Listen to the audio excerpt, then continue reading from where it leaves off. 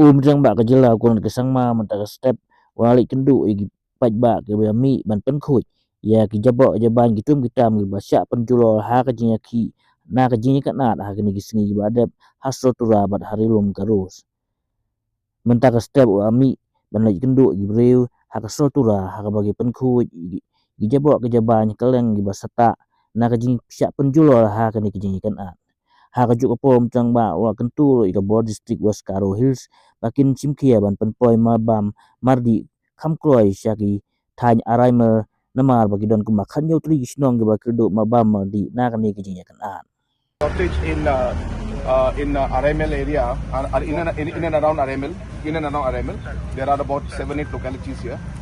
So there is shortage of rice and shortage of eating materials. I think we should contact all the development committees in this area.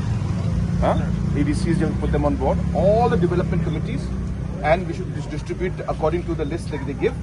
We'll give a bit of rice to everybody. Okay. This will be done ASAP because the areas affected is not much. It's only this RML area mainly.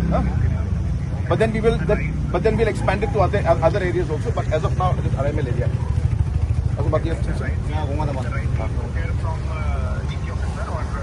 जहाँ से भी करना है करो बस काम करो बस बाद में देखिए कैसे करना है क्या कर रहा है हाँ ma'am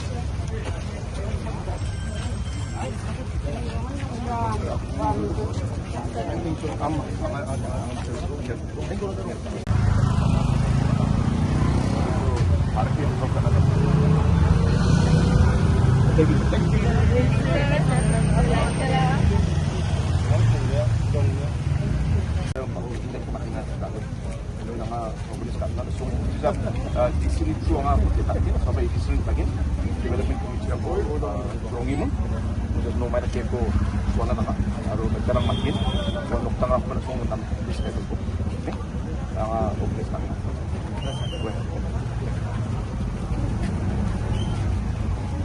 itu waktu mamung betul betul itu waktu mamung itu mamung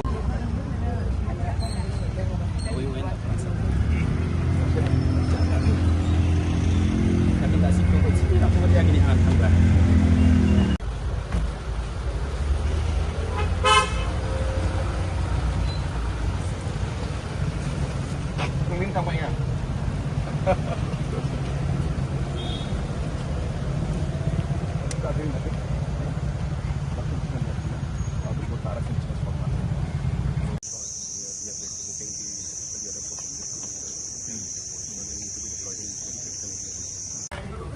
Kalau situation जैसा है आगे नहीं होगा मैं संभाल लूंगा ओके आप लोग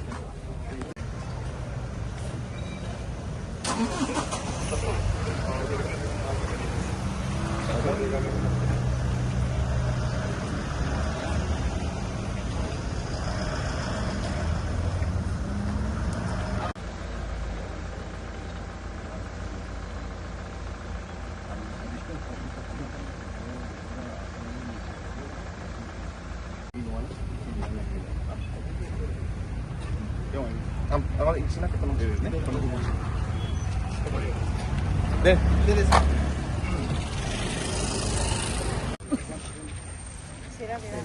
Ayo mamu.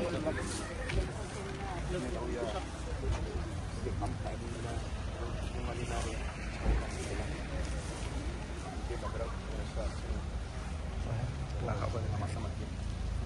Lebih jauh.